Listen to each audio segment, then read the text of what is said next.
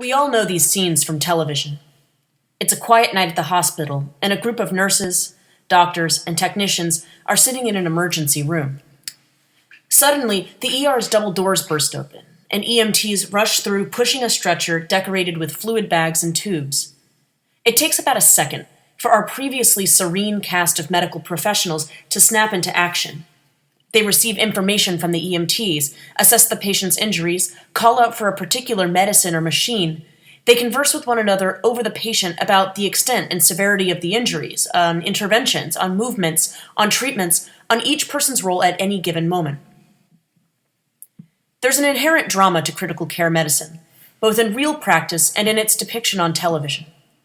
It requires a team working cooperatively. It's fast-paced, the injuries are often jarring, and success requires a physician to demonstrate skill and calm under extreme pressure.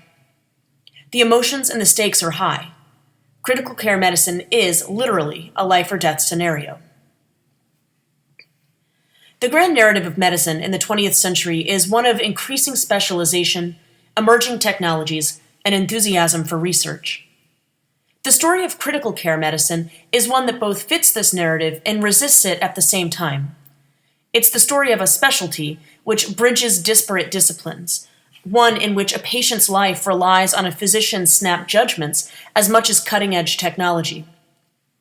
And while laboratory and clinical research has done a great deal to progress critical care medicine, the controlled sphere of the laboratory can only do so much to replicate the contingencies of treating traumatic injuries. Wartime medicine was a crucial supplement to controlled research in developing the modern field of critical care because it facilitated task-oriented interactions between specialists. The shared responsibility for treating wounded soldiers produced techniques and procedures for dealing with types and severities of traumatic injuries rarely seen in civilian hospitals.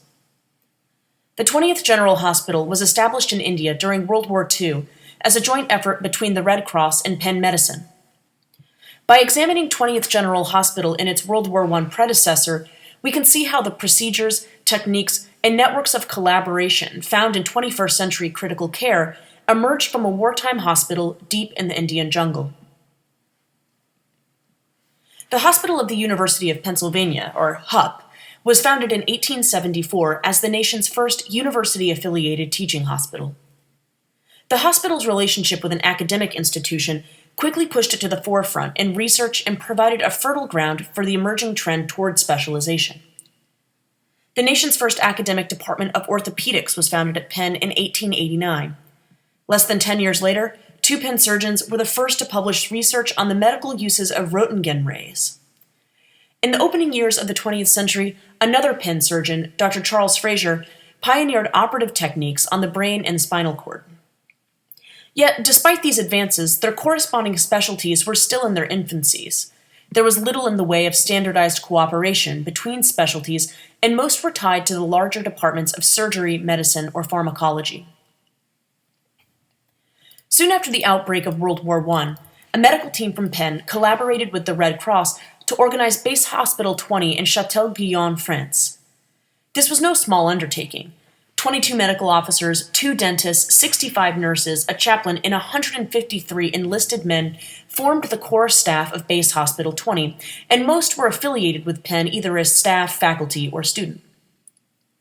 The medical staff were primarily surgeons, though a 1919 Pennsylvania Gazette article tells us that many of the enlisted men had also served as orderlies in laboratories and X-ray departments. There were also a few specialists: an ophthalmologist, a neuropsychiatrist, a urologist, and a Roentgenologist. In its 3 years of operation, between 1916 and 1919, Base Hospital 20 treated over 9,000 patients. Most were American and French soldiers wounded on the battlefield. The hospital performed 4,000 surgeries and treated 3,500 medical cases, including many soldiers exposed to mustard gas. One of the hospital's greatest innovations was in patient intake. A high volume of injured soldiers would be taken to the hospital after battle, and the nurses and physicians developed a system of quickly assessing the extent of injury so that soldiers could be grouped and prioritized according to severity. This allowed the medical staff to treat a high volume of trauma patients efficiently and effectively. Also crucial to Base Hospital 20's success were special medical teams working on the front lines and improved transportation of the injured back to the hospital. Special teams were designated as medical or surgical, but both included a diverse set of professionals, surgeons, physicians, nurses, and enlisted men who treated battlefield injuries on site. I've not found evidence of any specialized training for these teams beyond the standard courses in military medicine, but the success of these teams depended on working quickly together to reach consensus about patient treatment. Motorized ambulances facilitated fast transport for critically injured patients back to the sterile, controlled environment of the hospital itself.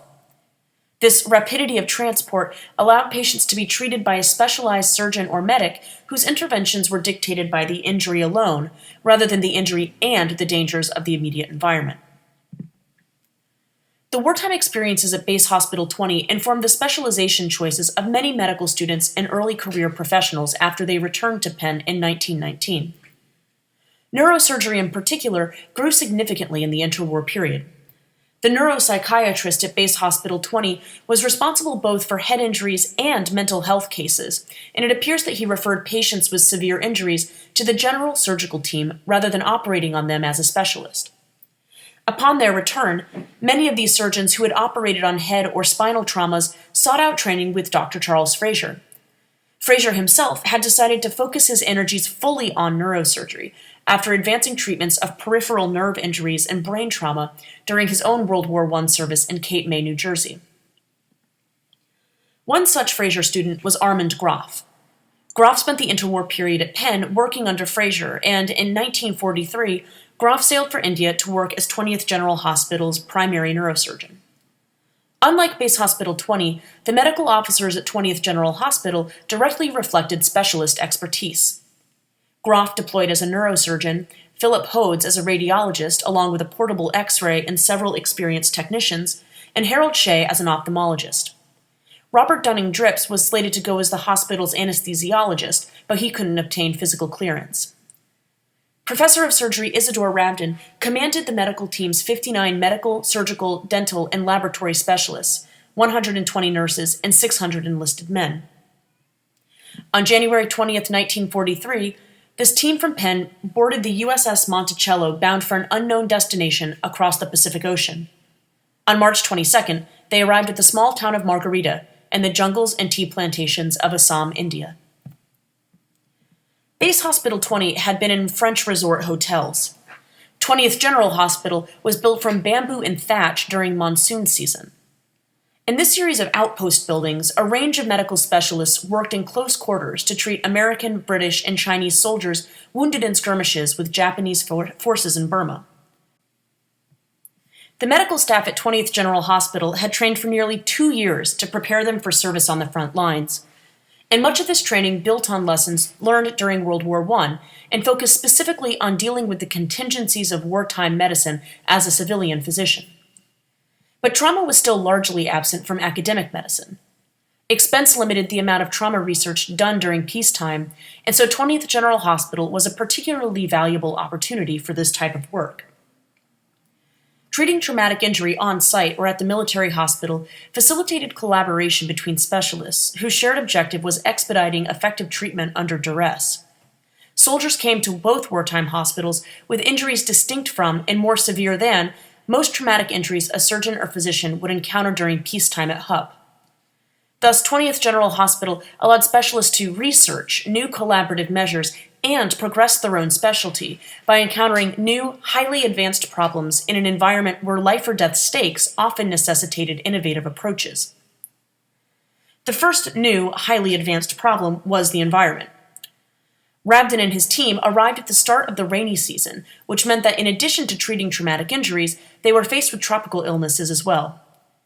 Yet despite the environmental challenges, 20th General Hospital soon sprang up as a complex of 289 buildings and 162 tents. The environmental conditions were of particular concern to the medical staff, whose regular medical workload was compounded by tropical disease, and Dr. Hodes and his radiology staff, who struggled to develop and analyze X-rays in a never-quite-dark bamboo hut.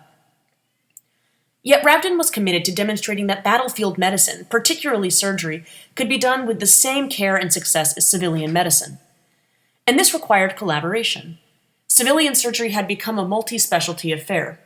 Pharmacologists oversaw anesthesia, radiologists analyzed x-rays, nurses provided pre- and post-operative care, surgeons did the surgical work. But the medicine done at 20th General Hospital differed in that it was primarily trauma-based, something which the hospital staff would have had limited experience with in a civilian setting. As such, surgery at 20th General Hospital was an opportunity to test methods of civilian surgery on traumatic injuries specifically. Critical care medicine did not then emerge later in the 20th century as a primordial set of methods. Best practices for treating traumatic injuries evolved from refining the collaborations and procedures of general medicine. Many traumas treated at 20th General resulted from high-velocity impacts. Burns were common and often severe, and patients were typically suffering from multiple traumas rather than a single injury. The nature of these injuries provided opportunities especially for neuro and orthopedic surgeons, and many of the enlisted men increasingly gained experience with administering anesthesia to critical patients. Rabdin, in collaboration with the Red Cross, had developed albumin as a transfusible blood product for treating burn and shock patients, and 20th General Hospital allowed the product to be used systematically for the first time. By World War II, surgeons operating on invasive head wounds were able to perfect debridement techniques with new suction tools, and they used new non-corrosive metals for improved reconstruction of skull damage. Treatment for head injury and mental health were also now differentiated, with Groff acting as a surgeon specialized to treat these particular cases. 20th General Hospital was recognized as one of the best military hospitals of World War II, in part because of Rabdin's implementation of air conditioning and recovery wards and the thorough use of antibiotics to prevent wound infection and the spread of tropical diseases. As a result, the mortality rate at 20th General Hospital was 0.4%, on par with a civilian hospital, despite the hospital's comparatively heavy traffic and critically wounded soldiers suffering from gunshot wounds and injuries sustained in aviation or vehicle crashes. After the war, Rabdin collaborated with several other directors of World War II hospitals to translate wartime experiences into standardized practices of treating traumatic injuries. At the same time, many trauma-based subspecialties separated from their parent field. Neurosurgery separated from surgery soon after the war, and anesthesiology became a department distinct from pharmacology, based in large part on the progressive research Drips had done while staying at Penn instead of deploying to 20th General. Yet it still took time for critical care to emerge as a distinct subspecialty. But 20th General Hospital altered the collaborative network between specialists at Penn such that traumatic injuries and their treatment increasingly became a core peacetime research focus in many departments, including surgery, neurosurgery, orthopedics, and anesthesiology. In 1970, the Head Injury Center was founded at Penn, focusing on the diagnosis and treatments of traumatic head injuries. While headed by neurosurgery, the Head Injury Center relied crucially on joint research done with anesthesiology and with orthopedics. Within the next 2 years, the Department of Anesthesiology began training residents as specialists in critical care and pain management, a subspecialty which was inextricably tied to surgery from its beginning. Throughout the 1980s, critical care at Penn continued to develop from the models first formalized after World War II. Surgery and anesthesiology residents began training jointly in critical care in recognition that these two disciplines could not properly treat critically injured patients without a deep mutual understanding. Both these departments were also key in developing the Penn Star program, a rapid response patient transportation system developed according to the flight medic training programs of the Vietnam War. Penn Star began patient transport by helicopter in 1988, employing a staff of nurses and medics specially trained to provide critical care in flight, a type of training first offered during the Second World War, though not, as I can tell, to anyone at 20th General Hospital. Penn Star demonstrates both the continuities and the advancements of treating traumatic injury. Rapid response transportation, from Base Hospital 20's ambulances to Penn Star's specially equipped helicopters, special teams working at the site of injury, now integrated with a crew of trained flight medics, and a set of procedures drawn from otherwise distinct specialties. Critical care is now a subspecialty within Penn's academic departments of surgery, neurosurgery, orthopedics, anesthesiology, and emergency medicine. Critical care specialists from these departments trained collaboratively, and Penn began offering a fellowship in traumatology, surgical critical care, and emergency surgery in 1989. While the medical techniques and technologies have changed since World War II, the principles of good critical care have remained remarkably consistent since they first emerged in the mid-20th century. In large-scale trauma situations, critical care doctors and nurses still perform quick assessments to categorize patients by severity of injury, just as they did in World War I.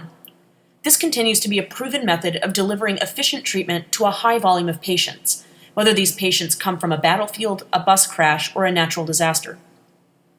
Rapid response transport, like Penn is directly based off military models, both in technology and in personnel training.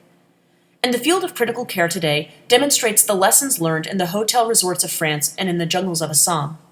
Successful trauma treatment necessitates interdisciplinarity, both in the makeup of a team and also in any particular expertise being guided by an overarching, multi-specialty paradigm for approaching traumatic injury. Thus, the modern field of critical care emphasizes side-by-side training of residents from across departments. It's not generalism, and yet it requires a broader familiarity with other disciplines in a way not seen outside of critical care. And that's where the drama lies. Critical care medicine gives us the pounding pace, interpersonal relationships, and high stakes of war, all within the familiar walls of a city hospital.